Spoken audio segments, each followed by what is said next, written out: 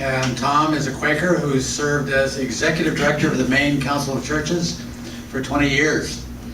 He moved to the Northwest in 2005 and has continued to be active in peace and social justice issues here, including prison reform and torture.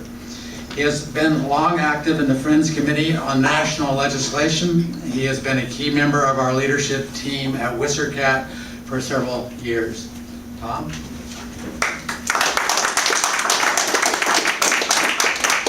Thank you, Rob, and thank you all for coming. I want to just begin with just a moment of remembrance for all those who've been tortured. We forget them sometimes. For those who had the courage to say no, who've had the courage to expose torture. And I want to also keep in our thoughts and prayers those who unfortunately committed the torture, who now have to live the rest of their lives with that part of their soul. This is a horrible thing that we've done. I read a study recently, actually heard it again on NPR today, that said when you have a situation of such egregious morality as torture, I don't know about you, but I was raised in the 50s when I was terrorized by the thought that I would be captured by somebody who was going to drive bamboo under my fingernails. I see nods from others of you. This is an egregious thing. It is so bad, and we all know it's so bad, that there is, in their studies, a cycle of how we respond to torture. The first thing, except if it's another country. When it's our own country, we go through this cycle. We first deny it. We heard voices that said, we don't torture, early on. That doesn't work. So you go to the next step, which is to change the concept, to smooth it out a little bit so we have enhanced interrogation. We got the terms changed a little bit.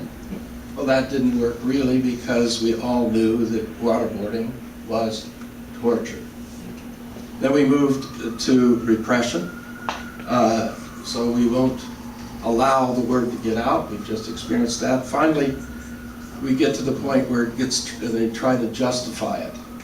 And we've seen all these things just in the last several years, but it has been raised up now all over the press and in our own consciousness that this is exactly what we've gone through.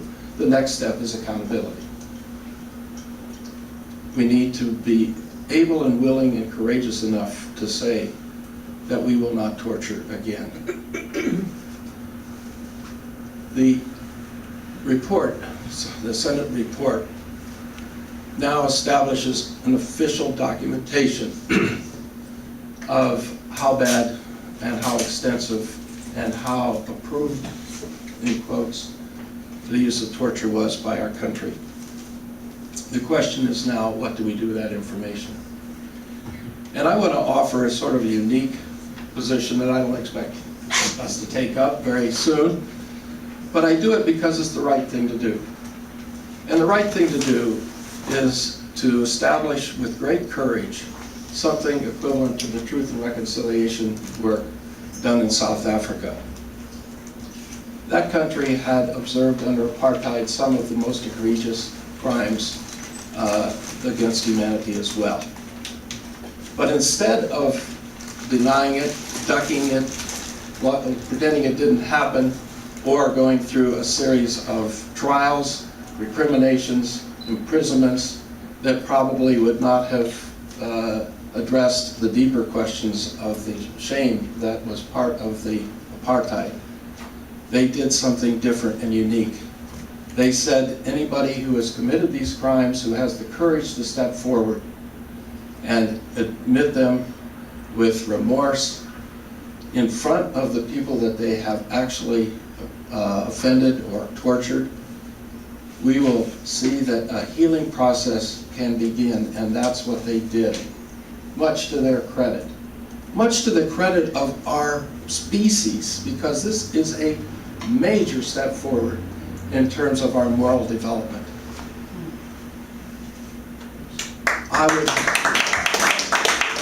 would yearn for our country to have the guts, the courage of our leadership. And I would be so proud of my country if they had the decency to do that, to have the courage to do that. I would say, yes, we can be healed from these kinds of things.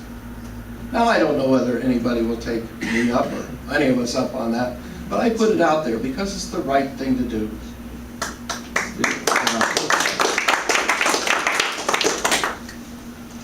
Torture's a serious business, but I want to end on a lighter note. I seem to walk around sometimes when I think about torture with such heaviness. But in this morning's Seattle Times, there was a big article by the humorist Chris Rock. Big picture of him. And the quote underneath it applies directly to what we are dealing with in our torture work. He says, in big letters, "You've got to learn from your failures. You've got to go really into them and take them in. You can't shrug them off." We can't shrug off what we have done in our country, in the name of our country, in torture. Not for our own self, for our nation, and for our standing in the rest of the world. Thank you.